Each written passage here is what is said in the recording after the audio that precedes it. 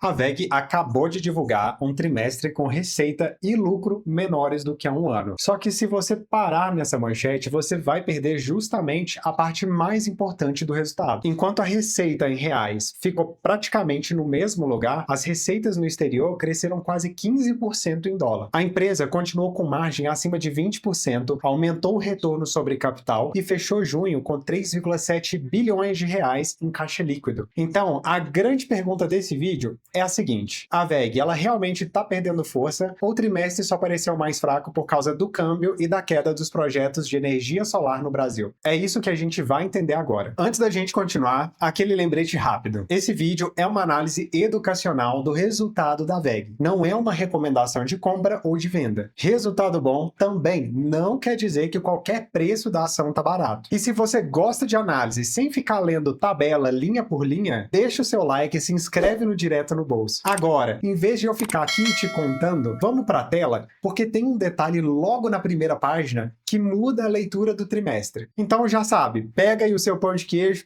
pega o seu cafezinho e bora aqui para a tela. Antes dos números, tem uma coisa importante. A WEG, ela é uma indústria de bens de capital. Ela vende desde motores menores, que giram mais rápido, até transformadores, geradores e equipamentos de grande porte que podem ficar meses na carteira antes da entrega. Por isso, aqui não basta a gente só olhar para a receita e para o lucro. A gente precisa acompanhar entrada e qualidade da carteira de pedidos, mix entre produtos de ciclo curto e longo, margem bruta, custo de matérias-primas, CAPEX, capital de giro e, principalmente, o ROIC. O ROIC mostra se todo esse dinheiro colocado em fábrica, máquina, estoque e expansão está voltando em forma de lucro operacional. Para uma indústria como a WEG, esse indicador diz muito sobre a qualidade do crescimento. Agora sim, olha essa primeira tabela. A WEG teve receita de 10,1 bilhões de reais no trimestre. Contra o segundo trimestre do ano passado, caiu só 0,6%. Mas se a gente olhar para o primeiro trimestre, cresceu 7,1%. O EBITDA ficou em 2,2 bilhões, com margem de 21,8%. E o lucro líquido veio em 1,56 bilhão. Tanto o EBITDA quanto o lucro ficaram 2,1% abaixo de um ano atrás, mas cresceram mais de 5% contra o trimestre passado. Para mim, a leitura inicial aqui é de estabilidade no ano e recuperação na sequência. Não foi um trimestre explosivo, mas também não tem sinal de quebra operacional. E o dado que segura essa leitura é o ROIC, de 33,6%, maior tanto no ano quanto no trimestre. A WEG investiu mais, empregou mais capital e, mesmo assim, aumentou o retorno. E assim, né, pessoal, para esse tipo de empresa, isso pesa bastante. Agora vem o detalhe, por que a receita consolidada parece tanto, vamos dizer assim, morna? O mercado externo representa 60,8% da receita da WEG. Em reais, essa parte cresceu só 2,3% no ano. Só que em dólar, o avanço foi de 14,7%. A diferença veio do câmbio. O dólar médio caiu de R$ 5,67 para R$ 5,05. Quando a WEG ela converte as vendas lá fora para real, o número fica menor, mesmo com mais produtos sendo vendido e crescimento nas moedas locais. Para cortar esse ruído, o melhor dado é a receita externa em moedas locais ajustada pelas aquisições. Ela cresceu 11,8%. Isso mostra que a demanda internacional continuou forte de verdade. Não foi só compra de empresa ou efeito contábil. A América do Norte já responde por metade da receita externa e cresceu 20% em dólar. É uma oportunidade enorme, mas também aumenta a atenção com a tarifa de importação, economia americana e execução das fábricas da região. Galera, agora vamos para o coração da WEG. Equipamentos eletroeletrônicos industriais. É aqui que entram motores, redutores, painéis de automação e vários produtos que acompanham o investimento da indústria. No Brasil, a receita dessa área cresceu 16,5% no ano. Os equipamentos de ciclo curto, como motores de baixa tensão, tiveram demanda espalhada em diversos setores. E os equipamentos de ciclo longo, como motores de alta tensão e painéis, também avançaram com destaque para papel e celulose. Lá fora, o crescimento em reais foi menor, muito por causa do câmbio, mas a empresa fala em atividade positiva na Europa e nos Estados Unidos. Agora prestem atenção nisso. Óleo e gás, ventilação e refrigeração para data centers aparecem como motores de demanda. E tem um trecho que eu considero mais importante do que uma porcentagem isolada. A entrada de pedidos continua saudável e a WEG fala de uma boa carteira para os próximos trimestres. Só tem uma limitação, que a release não mostra o valor dessa carteira, nem o book to bill. E quando eu falo em book to bill, é bem simples. Esse indicador compara o valor dos novos pedidos que entraram com aquilo que a empresa faturou no mesmo período. Se ele fica acima de 1, significa que entraram mais pedidos do que a empresa entregou. Então, a carteira tende a crescer. Agora, abaixo de 1 acontece o contrário. Para uma indústria como a WEG, esse número ajuda a enxergar a força da demanda para os próximos trimestres. O problema é que a empresa não divulgou esse indicador no relatório. Então, a gente sabe que a carteira continua saudável, mas não consegue medir exatamente o tamanho dessa força. Então, a sinalização ela é positiva, mas ainda é bastante qualitativa com relação a essa análise. Na área de geração, transmissão e distribuição de energia, a história ficou bem dividida. O mercado interno caiu 22,9% contra o ano passado. É uma queda forte, mas o motivo não foi transformador nem subestação. Foi a falta de novos projetos de geração solar. Ao mesmo tempo, transmissão e distribuição continuaram com boas entregas de transformadores de grande porte e subestações ligadas aos leilões. A carteira de infraestrutura elétrica com geradores, transformadores e compensadores síncronos segue saudável. No exterior, a receita de GTD cresceu 5,8%. A demanda por reforço na rede elétrica dos Estados Unidos ajudou e a Marathon teve um bom desempenho com geradores de energia de reserva, principalmente para data centers. Então, o que a gente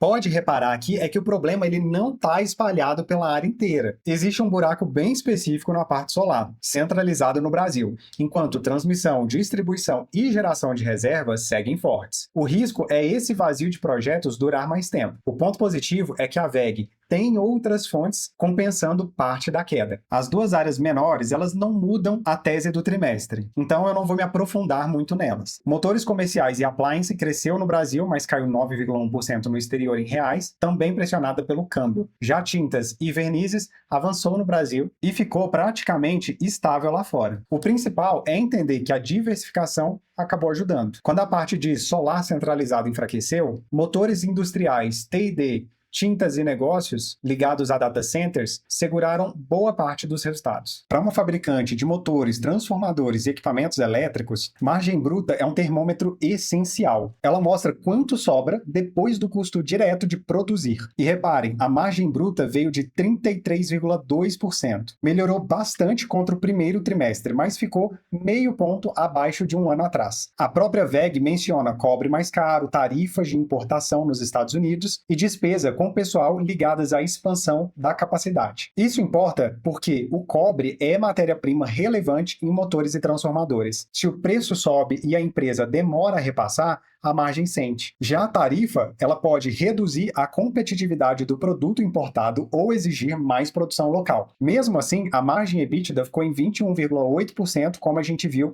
mais acima, muito perto dos 22,1% do ano passado. Então, mesmo com os custos pesando mais, a WEG conseguiu segurar bem a margem, vendendo produtos mais rentáveis e trabalhando com mais eficiência. Vejam que a margem ela não aumentou, mas também ela não caiu muito. E num cenário mais caro, isso já é um sinal positivo. Lucro líquido de 1,56 bilhão, ele é importante, mas numa indústria eu sempre quero saber se esse lucro virou caixa. No primeiro semestre, a operação gerou 2,45 bilhões de reais, acima dos 1,97 bilhão do mesmo período de 2025. Nesse mesmo intervalo, os investimentos em imobilizado e intangível consumiram perto de 1,4 bilhão, ou seja, a geração operacional cobriu a expansão industrial do semestre e ainda deixou uma folga. No capital de giro, o estoque chegou a 10,7 bilhões e subiu tanto no ano quanto desde dezembro. Mas vamos lá, sozinho isso aqui poderia preocupar. Só que os adiantamentos de cliente também cresceram bastante. Cresceram para 5,4 bilhões e os fornecedores aumentaram. A leitura equilibrada aqui é o seguinte: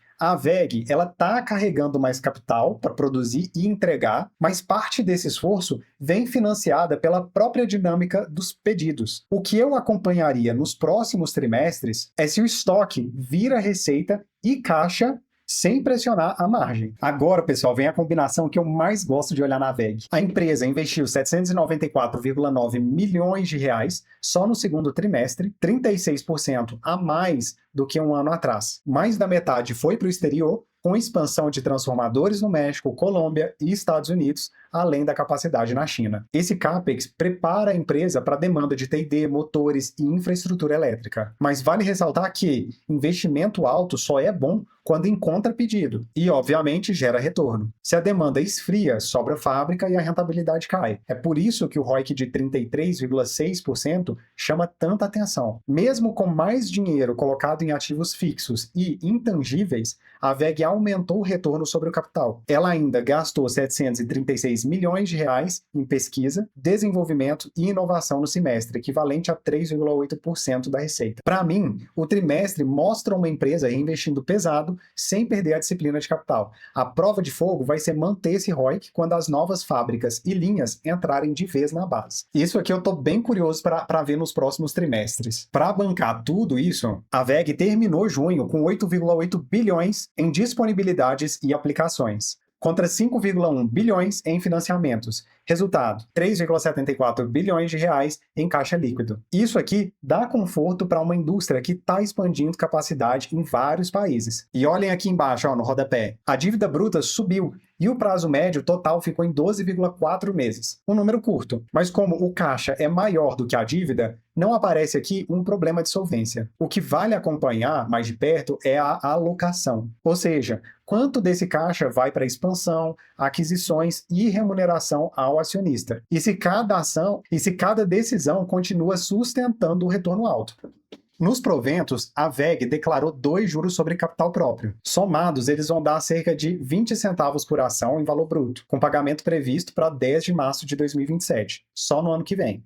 Também tem uma parcela de dividendo de 41 centavos por ação, que estão previstos para serem pagos em agosto de 2026. Mas presta atenção num ponto que é importante, hein? Esse dividendo ele foi aprovado em dezembro de 2025 e pertence a quem tinha as ações em 19 de dezembro de 2025. Ou seja, se você for lá e comprar agora, isso não vai te dar direito a essa parcela. E galera, na WEG eu não colocaria dividendo como centro da tese. A empresa, historicamente, reinveste bastante. O mais importante é esse reinvestimento continuar gerando crescimento e ROIC alto. O provento, ele vai vir como consequência. Agora, vamos falar dos riscos, porque a empresa boa também corre risco. O primeiro é a falta de novos projetos de solar centralizado no Brasil continuar derrubando o GTD. O segundo é cobre mais caro e tarifa nos Estados Unidos apertarem a margem. Tem também o câmbio. A valorização do real reduz a receita externa quando ela volta para demonstração em reais. E como a América do Norte já representa metade da receita de fora, qualquer desaceleração por lá ganha bastante peso. Outro ponto é a execução. A WEG está colocando muito dinheiro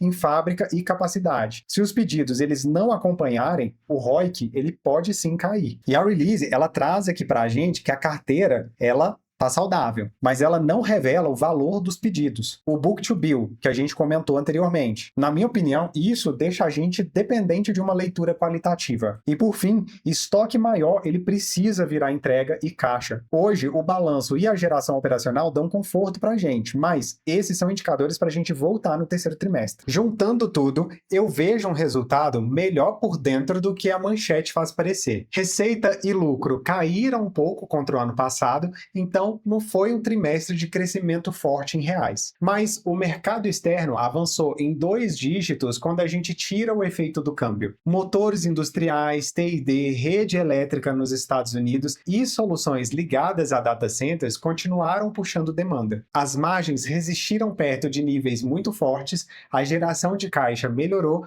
e o ROIC subiu mesmo com o CAPEX acelerando. O ponto fraco mais claro foi solar centralizado no Brasil. E eu ficaria de olho em cobre, tarifas estoque e na transformação dessa expansão em novos pedidos e receita. Operacionalmente, eu classificaria o segundo trimestre como consistente, mas não como espetacular. A qualidade da WEG continua aparecendo na combinação de margem, caixa e retorno sobre o capital. Só que uma boa empresa não é automaticamente uma boa compra a qualquer preço. Agora eu quero saber de você. Esse crescimento no exterior e o ROIC de 33,6% compensam a queda do solar no Brasil? E qual indicador da WEG você mais acompanha? Comenta aqui embaixo. Se a análise te ajudou, deixa o seu like, se inscreve no Direto no Bolso e compartilha com alguém que você sabe que acompanha a WEG. A gente se vê no próximo vídeo. Até breve e bons investimentos!